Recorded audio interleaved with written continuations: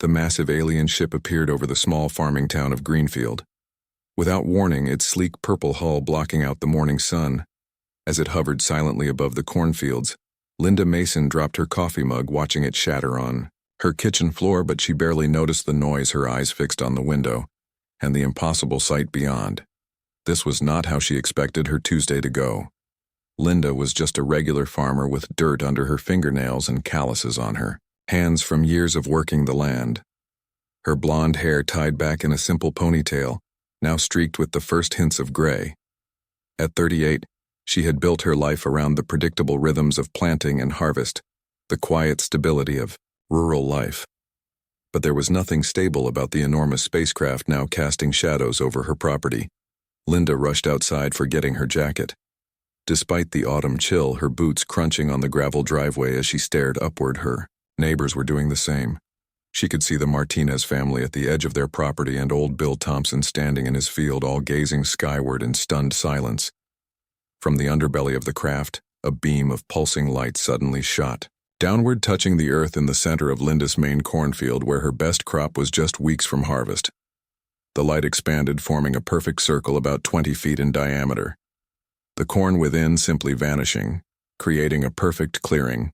Linda should have been afraid any reasonable person would be, but something stronger than fear pushed her forward. Curiosity, the same stubborn determination that had kept her farm running after her husband died 3 years ago. She found herself walking toward the circle of light even as others in the distance backed away. The light dimmed, and in its place stood 3 figures clearly not human. They were tall, at least 7 feet, with slender builds and skin that shimmered with a faint bluish purple luminescence like mother of pearl caught in moonlight. Their faces were almost human, but with larger eyes set wider apart with no visible ears or nose. Just small breathing slits. All 3 were female, or at least Linda thought so from their body shapes and the flowing silver garments they wore. Their heads were hairless with intricate patterns etched into their skin. Linda stopped at the edge of the flattened circle, her heart pounding, but her feet firmly planted on her soil. The aliens regarded her with large, iridescent eyes that seemed to change color as they blinked. The tallest one stepped forward, and Linda realized she was holding some kind of device. It glowed softly as the alien pointed it toward her. Then a voice emerged, not from the alien but seemingly from the air around Linda. "Greet you, human female." The voice was oddly musical with an accent Linda couldn't place. "We are the Nairu. We have traveled far to find suitable worlds." Linda swallowed hard, fighting to keep her voice steady. "What do you want with our world?" The aliens communicated among themselves in clicks and musical tones before the device translated again. "We seek compatible biology. Our species faces extinction. We search for worlds with genetic diversity to save our kind." Before Linda could process this, more beams of light appeared in fields across Greenfield, depositing more of the alien visitors, each group approaching the nearest humans. Just as bewildered farmers and townspeople stood frozen in shock or ran for their home. "So our scientists have studied your world from afar," the translator continued. "Your species shows remarkable resilience and adaptability, traits our people have lost. We believe humans, especially human females, may hold genetic keys to save our race." Linda crossed her arms, the initial shock giving way to a farmer's practicality. "Well, you could have called ahead instead of landing in my best cornfield." The translation device was silent for a moment, then produced a sound that might have been laughter. "We apologize for the damage to your crops. We can restore them if you wish." The alien reached into a fold in her garment and pulled out something that looked like a handful of glowing seeds. She held them out to Linda in a gesture that needed no translation. Linda hesitated, then held out her palm. The alien gently tipped the seeds into Linda's hand. They were warm and seemed to pulse with their own inner light. "Plant these where we damaged your field." The translator said, "They will grow in one of your days and yield more than what was lost." Linda closed her fingers around the seeds. "Now that is something I need to see," she said. Her practical nature taking over, she had always been quick to adapt. It's what had kept her farm going through drought, flood, and personal tragedy. More ships appeared on the horizon. Smaller ones dispatched from the mothership, they scattered across the countryside, landing in towns and cities across the region. News helicopters appeared, In the distance, and Linda could hear sirens from the highway. By nightfall, the world had changed forever. In Washington, D.C., the president called an emergency meeting with world leaders and military advisors. The Nairu representatives explained their situation in more detail. Their species was dying out due to a genetic disorder that caused infertility. They had searched thousands of worlds looking for compatible DNA to help them create a cure, unlike the science fiction movies Linda had watched. Growing up, the aliens didn't want to conquer Earth or steal its resources. They wanted to trade genetic research for technology. The world was divided. Some nations welcomed the visitors, eager for their advanced knowledge. Others responded with fear and suspicion. Religious leaders debated the theological implications. Scientists argued over the ethics of sharing human genetic material. But in Greenfield, Linda had already made her decision. She planted the alien seeds in the circular clearing and watched in amazement as they sprouted before her eyes within hours. Delicate stalks pushed through the soil, unfurling leaves that glittered in the sunlight. By morning, a new crop stood tall in the field. The corn was similar to her usual variety, but with subtle differences. The kernels, when she examined them, were larger, with a pearlescent sheen that reminded her of the alien skin. She harvested a small sample and brought it to her kitchen, slicing a kernel open to find it packed with nutrients. Her soil sensor couldn't even identify the Nairu, who introduced themselves as Ila Mira and Tassi, had taken up residence in Linda's barn, which they had modified with their technology into a surprisingly comfortable living space. Linda called her friend, Karen, who worked at the local university as a biology professor. "You need to see this," Karen, Linda said into her phone. "These plants, they grew overnight and they have some kind of super nutrients. I can't even identify the readings are off the charts." Karen arrived within the hour, her research equipment in tow, her eyes widening as Linda introduced her to the 3 Nairu visitors. Karen spent the day taking samples and running tests, her excitement growing with each result. This could end world hunger. She finally announced, "The nutritional density is unlike anything we've seen, and it grows in depleted soil with minimal water." Ila, the tallest Nairu, nodded. "We offer this as a gesture of friendship. There is much more we can share if your people are willing." Over the following days, as governments debated and militaries positioned themselves around Nairu ships, Linda, Karen, and the 3 aliens began working together in the fields, testing the new crops and discussing the possibilities of their alliance. It was Karen who first volunteered a genetic sample after lengthy discussions about the Nairu genetic problems. "This isn't about politics," she told Linda. "It's about helping another species survive." Isn't that the right thing to do? Linda wasn't so sure, but she respected Karen's decision. The world beyond her farm was in chaos. News reports showed protests and celebrations alike as humanity struggled to come to terms with the reality that they were not alone in the universe. 1 week after their arrival, Ila showed Linda a small device that contained visual records of the Nairu homeworld, a beautiful planet with sprawling crystal cities and vast oceans. Their civilization was ancient and peaceful, having overcome war and conflict.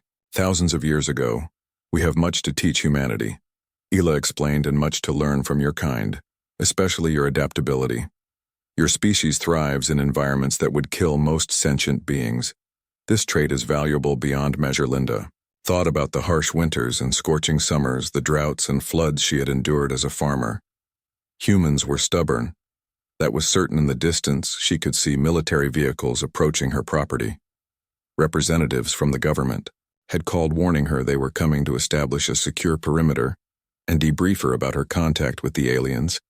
Linda sighed, looking at her farm transformed by the alien crops, and at the 3 Nairu visitors who watched the approaching vehicles with apprehension. "Things are about to get complicated," she told them. "But don't worry, this is my land and you're my guests. No one is going to bother you without going through me first." The Nairu looked at each other, then back at Linda with something like admiration in their large iridescent eyes. The government vehicles kicked up dust as they rolled down the long driveway toward Linda's farmhouse. 6 black SUVs and 2 military Humvees formed a semicircle in front of the house, men and women in suits and uniforms piling out. Linda stood on her porch, arms crossed, the 3 Nairu visitors standing behind her, their tall, slender forms drawing obvious stares. A woman in a charcoal suit stepped forward, flashing a badge. "My name is Agent Kelly White, Department of Extraterrestrial Affairs." she said. Her voice clipped and professional even though Linda knew the department must have been created just days ago. We need to secure this location and debrief you and the visitors. Linda didn't move from her position on the porch steps. I understand your concerns, Agent White. But this is private property and the Nairu are here as my invited guests. Unless you have a warrant, we're going to have a friendly conversation. Right here. Agent White looked surprised, clearly not expecting resistance. We have authorization from the highest levels of government. Miss Mason, this is a matter of national security. Behind Linda Ela. The Nairu leader stepped forward, the translation device at her neck. Activating. We intend no harm to your world or your government. We seek only peaceful exchange and cooperations. Several of the military personnel reached for their weapons, instinctively making Linda step forward protectively.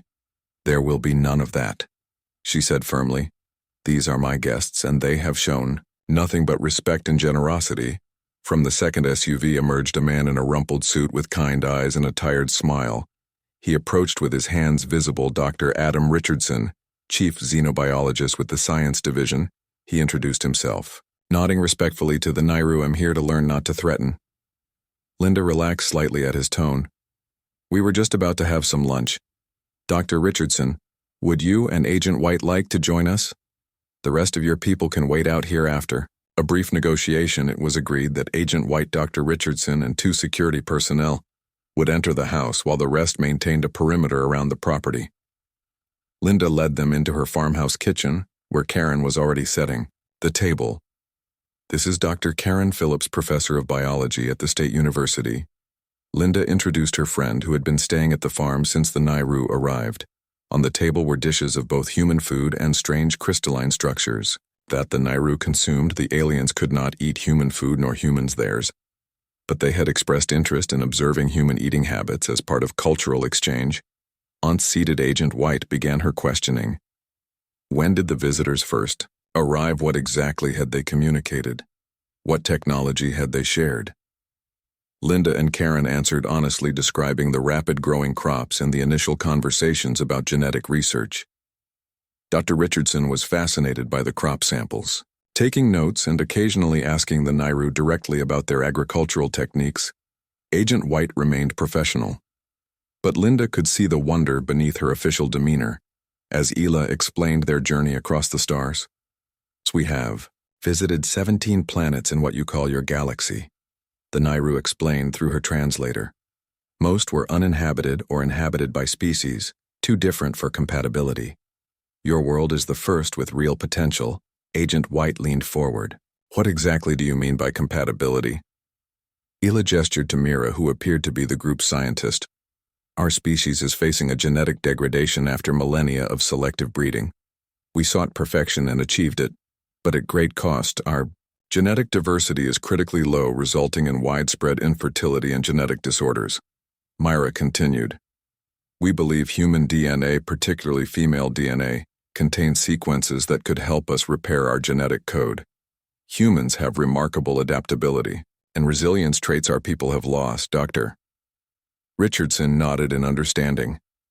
Selective breeding often leads to such problems in Earth species as well.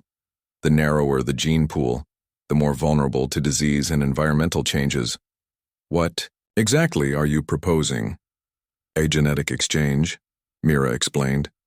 We would provide the technology to analyze and utilize the beneficial aspects of our genes while incorporating the adaptability of human genetics. Our medical technology is far beyond yours. This exchange would benefit both species. Karen, who had already volunteered a genetic sample, spoke up. Their medical scanners are incredible. They identified a precancerous growth in my left lung that our doctors missed completely. They treated it in minutes. Both government representatives looked stunned. Agent White recovered first. These medical technologies, what would they mean for human disease? The Nairu looked at each other before Ela responded through the translator. The end of most illnesses that plague your species. Cancer, genetic disorders, many viruses, all could be eliminated with our medical knowledge. After lunch, Dr. Richardson asked to see the modified crops in the field. Linda led the group outside where the alien enhanced corn now stood 12 feet tall with pearlescent husks under the afternoon sun. The sight was breathtaking, rows of shimmering plants stretching to the horizon.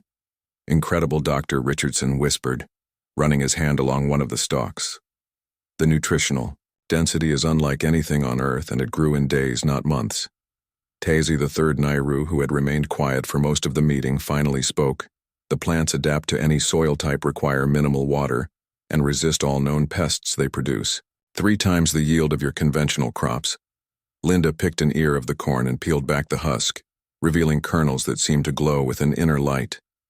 We could end food shortages worldwide with this. Agent White was taking photographs. With her phone clearly impressed, despite her professional reserve, the president will want to see this immediately. She said, by evening, more government officials had arrived.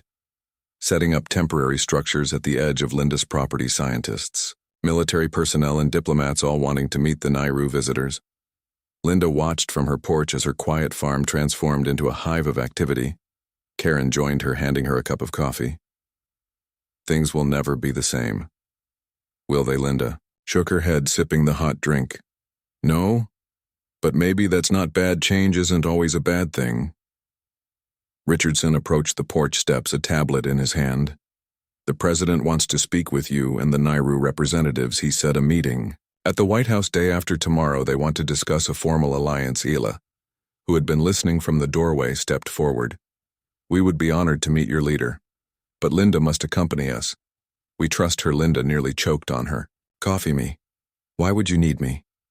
I'm just a farmer. Ela tilted her head in that curious way that Linda had come to recognize as a gesture of respect. You understand the land and growing things. Your perspective is valuable and honest. We would feel safer with you. Present Agent White, who had overheard the conversation, nodded. Arrangements will be made for Mrs. Mason to accompany you. The following morning, as Linda packed a small bag for the trip to Washington, she looked out her bedroom window at the farm that had been in her family for 3 generations, the land that had sustained them through good times and bad now. At the center of a planetary shift in human history, Karen entered carrying fresh coffee, her expression serious. I analyzed those samples from the Nairu DNA. They weren't exaggerating, Linda. Their genetic structure is breaking down. It's like watching a species slowly unravel. They might have less than 100 years left without intervention. Linda sat on the edge of her bed trying to process the magnitude of it all. An entire alien civilization facing extinction, and somehow they believed humanity, particularly human women, held the key to their survival. Do you think we should help them? She asked Karen. After all, we barely know them. Karen sat beside her friend. What would you do if a neighbor was in trouble? Would you help? Of course. Linda answered without hesitation. Karen smiled. That's why they're here. Humans are stubborn, generous, adaptable despite all our flaws. We're survivors and we help each other. That's something special in this universe, Linda. Something worth preserving. A soft knock at the door interrupted them. Ela stood in the doorway, her tall form having to duck slightly under the human-sized frame. It was time to leave for Washington. On the flight to D.C., Linda sat beside Ela in a military transport plane, modified to accommodate the taller Nairu.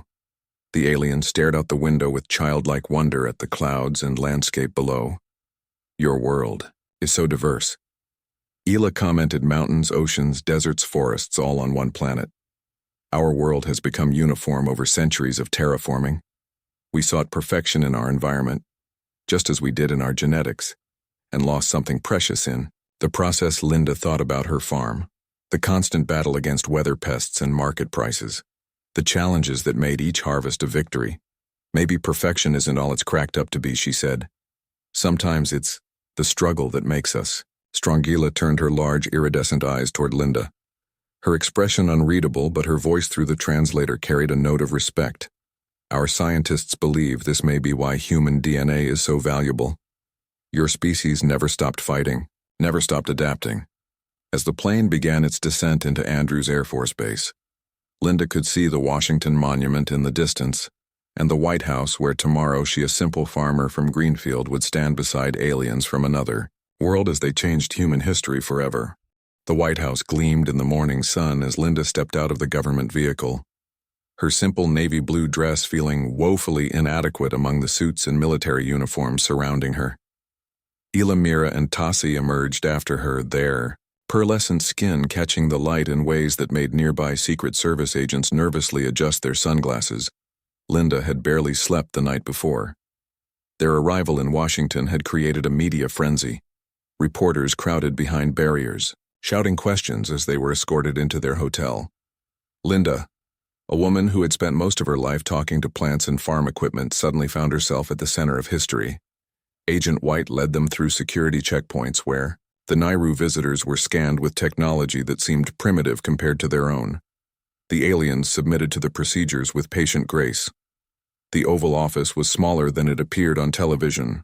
Linda noticed as they were ushered in. The president rose from behind the massive desk flanked by military leaders, scientists, and cabinet members. "Welcome to Earth," the president said, formally extending a hand to Ela, who mimicked the gesture with her slender six-fingered hand. "We are honored by your presence." Linda watched as introductions were made, feeling strangely protective of the Nairu, who, despite their advanced technology, seemed vulnerable in this room, full of powerful humans. "Please be seated." The president gestured to arrange chairs, including specially reinforced ones for the Nairu visitors. "Let's discuss the future of our worlds." What followed was hours of detailed discussions about the Nairu proposal, a genetic exchange program that would help save their species from extinction in return.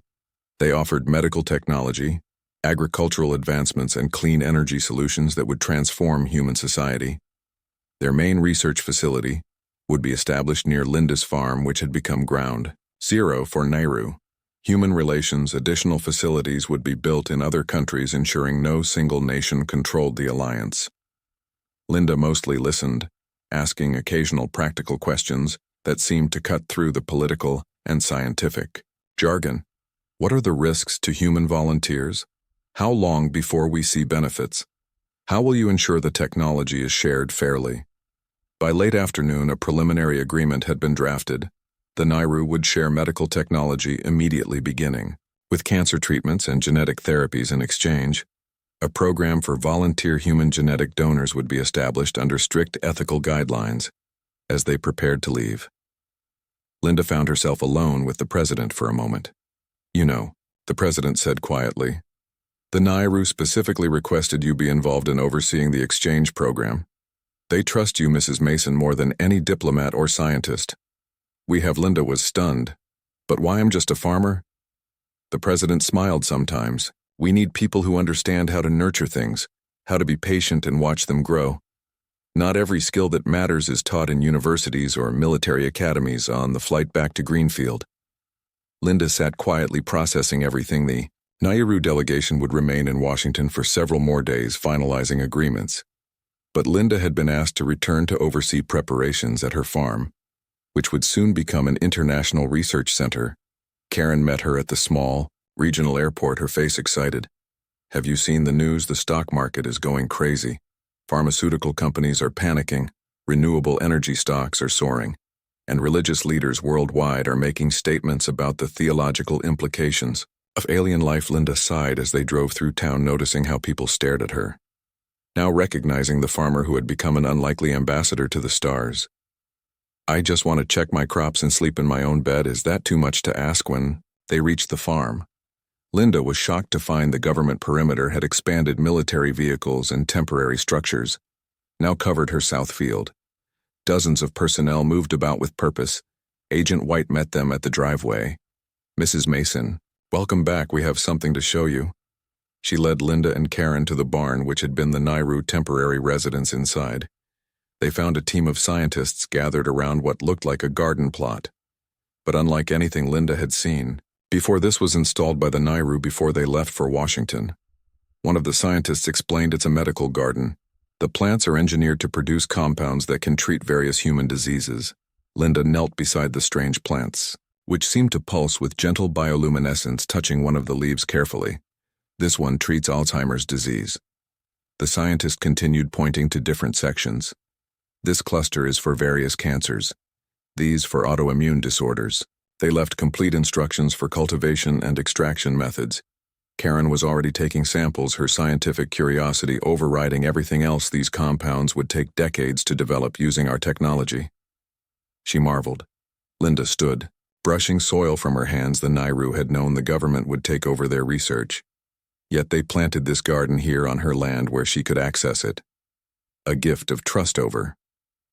The next week, Linda's farm transformed fields were sectioned.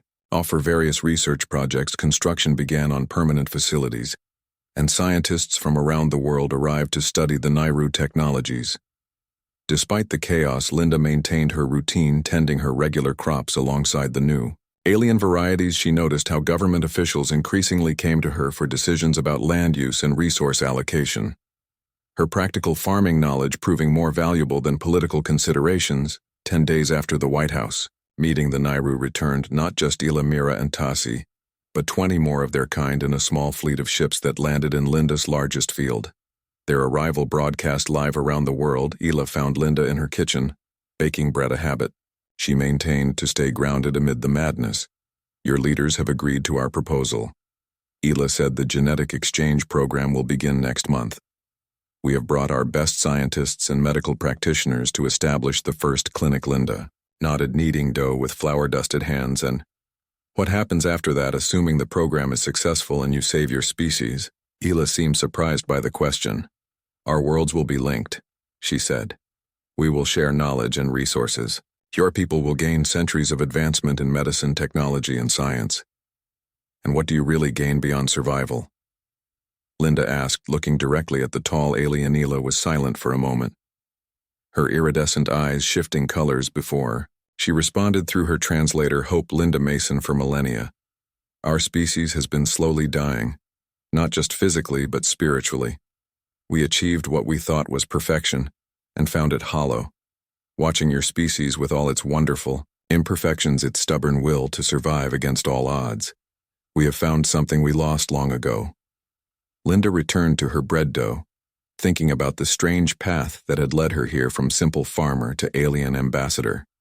The next morning, Linda watched from her porch as Nairu and human scientists worked side by side in the fields, testing soil samples and planting experimental crops. Karen emerged from one of the research tents, her face alight with excitement. Linda, they just showed me their genetic sequencing technology. It's incredible, she gushed. We can identify and modify specific gene sequences in minutes, not years. The applications are endless. Linda smiled at her friend's enthusiasm, but something was bothering her. Something about the whole situation that didn't quite add up. She found Ila in the barn examining the medical garden with several Nairu scientists. Can we talk privately? Linda asked. Ila nodded, following Linda outside to the edge of the property away from the activity. There are thousands of inhabited worlds in our galaxy, Ila. Why Earth? Why humans specifically? Linda asked when they were alone.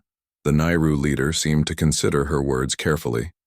Your planet is unique, Linda Mason, not just in its biodiversity, but in its people. Human females in particular have genetic markers we have not found elsewhere. Linda waited, sensing there was more. Ila continued. Our historical records suggest our species may have visited Earth long ago, thousands of your years. In the past, there are similarities between human female DNA and our ancient genetic samples that cannot be coincidental. Inda felt a chill, despite the warm day. Are you saying you think your people and mine are connected? Somehow. Possibly, Ila responded, or perhaps we were both influenced by another older species. The universe is vast and ancient with many mysteries. Yet, if we are distant cousins of a sort, it would explain our compatibility. Linda looked out across her fields, now bustling with activity. From two worlds, the idea that humans and Nairu might share some ancient connection was mind-boggling, yet strangely comforting. Whatever the truth, Linda said, turning back to Ila, you're welcome here. Let's save your people and see where this relationship takes us. As they walked back toward the farm, a military helicopter appeared on the horizon, bringing more officials, more scientists, more complications. Linda sighed, watching it approach. I never thought I'd miss the simple days of worrying about corn, prices, and rainfall. Ila made a musical sound that Linda's ear was beginning to recognize as laughter. Change is difficult, she said through her translator, but necessary for growth. Ask any seed. Linda smiled despite herself. The alien had a point, and if there was one thing farmers understood, It was that growth rarely came without disruption. First, you had to break open the seed before new life could emerge. 6 months after the Nairu arrival, the landscape around Linda's farm was unrecognizable. Where once stood simple cornfields, now rose gleaming research facilities and demonstration gardens. People came from around the world to see the collaboration between humans and the alien visitors. Linda had insisted on maintaining part of her original farmland, growing traditional crops alongside the new varieties. The balance seemed important to her, a reminder of where they had started. The genetic exchange program was well underway. Thousands of human women had volunteered to donate genetic samples after thorough screening and counseling with both human and Nairu medical experts. Karen had been among the first, her scientific curiosity overwhelming any hesitation. The volunteers came from all walks of life. Farmers like Linda, scientists like Karen, mothers, grandmothers, teenagers, all drawn by the chance to help save an alien species and benefit humanity in return.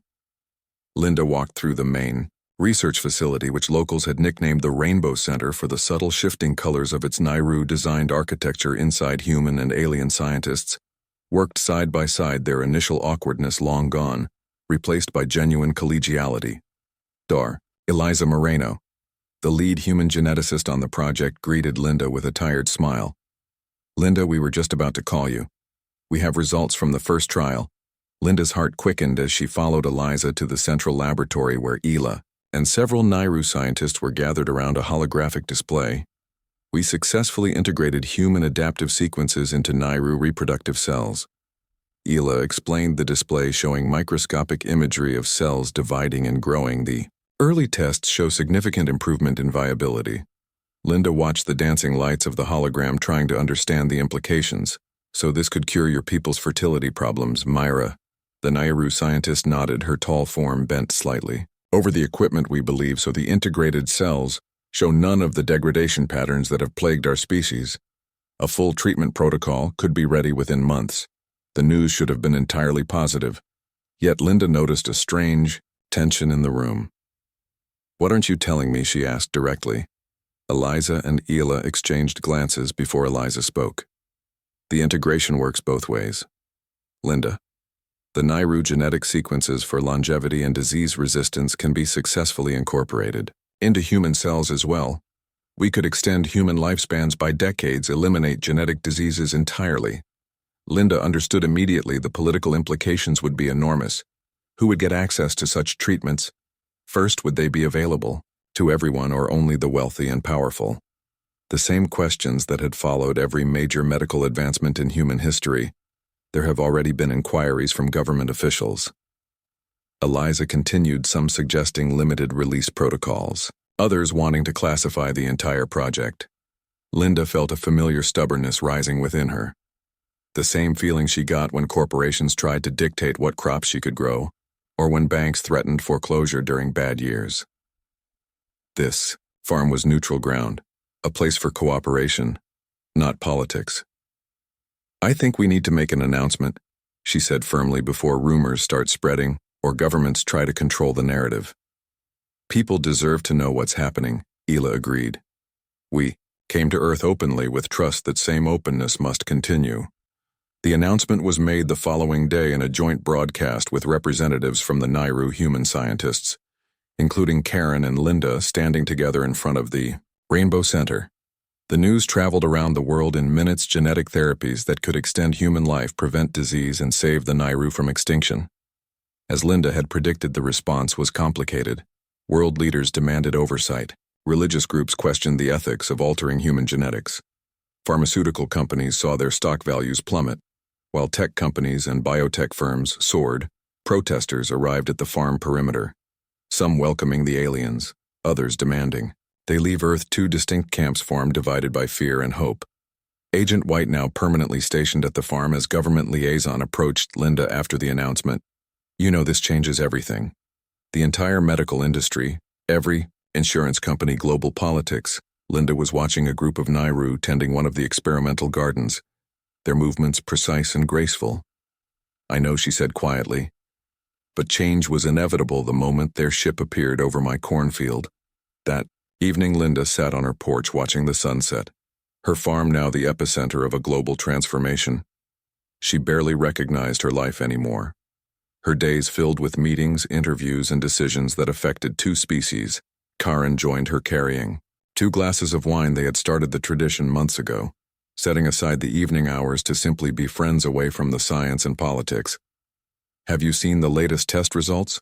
Karen asked, sipping her wine. "The Nairu genetic therapy eliminated the Alzheimer markers in my cells, Linda. It actually removed the predisposition completely." Linda knew Karen's grandmother had suffered from Alzheimer's disease before her death. Karen's fear of facing the same fate had been one reason she volunteered for the program. "That's wonderful," Linda said, genuinely happy for her friend but sensing something more in Karen's expression. Karen stared into her wine glass. "There are rumors, Linda. Some of the government officials are pushing to restrict the therapies, claim them for national security, develop military applications.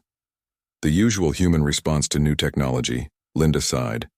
"Not surprised the Nairu shared this knowledge freely. They don't understand our need to weaponize everything." As darkness fell, they could see the lights of the Nairu ships hovering above the research center, their soft glow a constant reminder of how much had changed. Linda thought about her life before the arrival. The simple rhythm of planting and harvest, the predictable challenges of weather and markets. "Do you ever wish they had chosen someone else's farm?" Karen asked, seeming to read her thoughts. Linda considered the question, watching as the stars appeared one by one above her transformed land. "Sometimes," she admitted, "but then I think about what might have happened if they'd landed somewhere else at a military base or in another country. Would the outcome have been the same? I don't know, maybe it matters that they met a farmer first. Someone who understands patience and growth." Karen nodded. "I think you're right. They needed someone who would see them as people, not as weapons or technology or political advantage." A soft chime interrupted their conversation. Linda's communication device signaling a message from Ila. "Linda, there is a situation at the North Complex we need you." Linda and Karen hurried to the facility, finding several government vehicles parked outside and raised voices coming from within. Inside, they found Agent White arguing with Ila, while armed security personnel stood nearby. "What's happening?" Linda demanded, stepping between them. Agent White turned her usually composed face tight with tension. "We have orders to secure certain research materials, Mrs. Mason. It's a matter of national security." Linda looked to Ila, whose translator conveyed her distress. "They wish to take our primary genetic templates, the original samples, not for medical research, but for other purposes. Understand our position." Agent White continued. "This technology has implications. Beyond medicine, we need to ensure American interests are protected." Linda felt her patience snap. "This isn't about American interests," she said, her voice rising. "These are people asking for our help, not technology to be stolen." But Karen stepped forward, her scientific authority carrying weight. "These materials were freely shared under specific agreements for medical research. Only taking them violates not only our agreement with the Nairu, but international protocols established for this project." The standoff continued for tense minutes until Linda's phone rang. It was Dr. Richardson, the xenobiologist who had become an ally within the government. "Put me on speaker," he said when Linda answered. His voice filled the room. "Agent White, stand down. Those are direct orders from the President.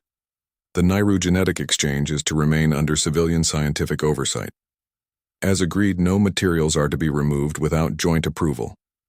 Agent White hesitated, clearly receiving contradictory orders from different parts of the government. Linda recognized the conflict, having seen how various agencies and officials had been jockeying for control of the project. "Who exactly ordered this, White?" Linda asked quietly. "Not the President, clearly so." White remained professional, but Linda could see the conflict in her eyes. "Certain elements in the Defense Department believe we need safeguards." Linda stepped closer, looking directly at Agent White. "Your people have been part of this project from the beginning. You've seen how the Nairu operate. They've been transparent every step of the way. What exactly are you afraid of?" White glanced at the armed personnel, then back to Linda. "Alien technology in the wrong hands. Mrs. Mason, surely you can understand the concern." Linda gestured around them at the research facility, the medical gardens, the Nairu scientists who had lived and worked alongside humans for months. "This technology is already in the right hands," she said, "people working together to solve Problems not create new ones. After a tense silence, Agent White signaled her team to stand down. We will need to report this to our superiors. Linda nodded. I expected nothing less, but remember, this is still my farm, and while I'm happy to host this project, I won't allow it to be militarized. 1 year to the day after the Nairu first appeared over Linda's cornfields, a celebration was planned. The birth of the first Nairu child conceived with the help of human genetic material. A symbol of hope for both species, the farm had become a small city now, research centers, diplomatic buildings, housing for visiting scientists, and a steady stream of human volunteers for the genetic program, all orbiting around Linda's original farmhouse, which she had stubbornly maintained as her private space. Linda stood in her kitchen brewing coffee, just as she had the morning the aliens arrived, watching through the window. As the final preparations for the celebration were made, a stage had been erected in what was once her south field. Now visitors from around the world would gather to witness the historic moment. Gentle knock at the door announced Karen's arrival. Her friend had become the leading human expert on Nairu genetics. Her work already nominated for a Nobel Prize. You should be getting ready, Linda. Karen chided. The ceremonies start in 2 hours and you're still in your farm clothes. Linda smiled, pouring coffee for them both. I'll change when I have to, and not a minute sooner. These formal clothes make me itch. Karen accepted the coffee. With a knowing smile, Ela asked me to check on you. She was worried you'd try to skip the ceremony entirely. Linda sighed. Ela knows me too well. After a year of working together, the Nairu leader had become something between a colleague and a friend, their different species and backgrounds fading in importance compared to their shared vision. The truth is, I don't need ceremonies, Karen. I just want to see the baby know that it worked. That all this chaos was worth it. Karen sat at the kitchen table, where they'd had so many conversations over the past year. Well, you'll get your wish. Ela has requested that you be present for the introduction, not just at the public ceremony, but in the private viewing before the officials and press. Linda was surprised. The Nairu had strict protocols around their newborns, especially this one, the first of what they hoped would be many children born with the help of human genetic material. It's a great honor. Karen explained, the child carries genetic material from multiple human donors, including yours, Linda. They see you as connected to this new life. Linda nearly choked on her coffee. My genetic material. But I never formally joined the donor program. Karen looked slightly guilty. The hair sample you gave for basic compatibility testing months ago, it showed unusual adaptive markers. The Nairu scientists asked if they could include it in the therapeutic pool. I should have told you, but everything was moving so quickly. Linda wasn't sure how to feel. The idea that her DNA, her genetic essence, would live on in an alien child was both strange and somehow appropriate, given how her life had been intertwined with the Nairu. An hour later, dressed in a simple but elegant blue dress, Linda was escorted to the Nairu medical facility where the birth had taken place 3 days earlier. Security was tight with both human and Nairu guards, ensuring privacy. Ela met her at the entrance, her pearlescent skin glowing with what Linda had learned to recognize as happiness. Come, she said simply, leading Linda through corridors to a quiet room bathed in soft amber light. Inside, a Nairu female reclined on a cushioned platform, cradling a small bundle. Linda recognized her as Nala, one of the scientists who had worked closely with Karen in the genetics lab. Nala looked up as they entered, the translator at her throat activating. Linda Mason. We are honored by your presence. This is my daughter, the first of a new generation. Linda approached slowly, her heart beating faster as Nala tilted the bundle, allowing her to see the child. The baby was clearly Nairu, with the same pearlescent skin and large iridescent eyes, but there were subtle differences. The eyes seemed more expressive, the limbs slightly sturdier. He is beautiful, Linda said softly, and meant it. Despite the alienness of the child, there was something undeniably precious about this new life. The child has been named Lena, in honor of you. Nayla explained, our people believe names carry essence. This child carries your adaptive genetics. It seemed appropriate. Linda felt tears forming, surprised by her emotional response. She had never had children of her own, her life devoted to the farm.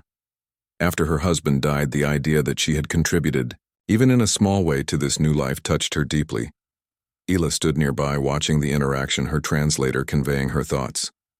Linda Mason, When our ship first landed on your farm, we hoped for cooperation, perhaps a scientific exchange. We never imagined the friendship that would develop between our peoples. The private viewing was followed by the public ceremony.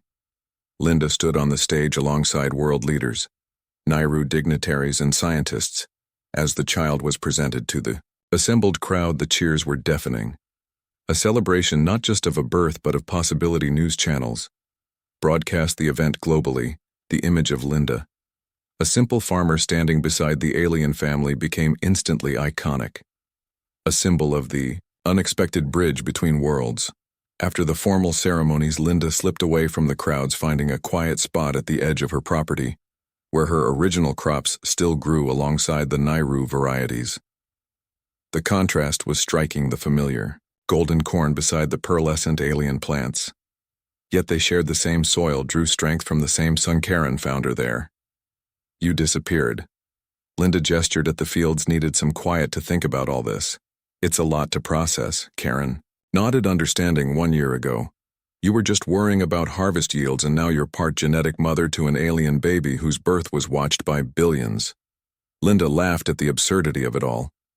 When you put it that way, it sounds ridiculous. They stood in comfortable silence, watching the distant activities, the celebration continuing without them.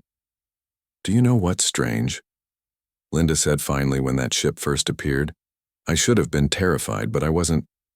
I was curious even when they first stepped out looking so alien. My first instinct wasn't fear. It was wonder. Karen smiled. That's why they needed you. Linda, not just any farmer would have reacted that way. Most people would have run or called the military. You stayed and listened. The sun began to set. More Nairu ships appeared in the darkening sky.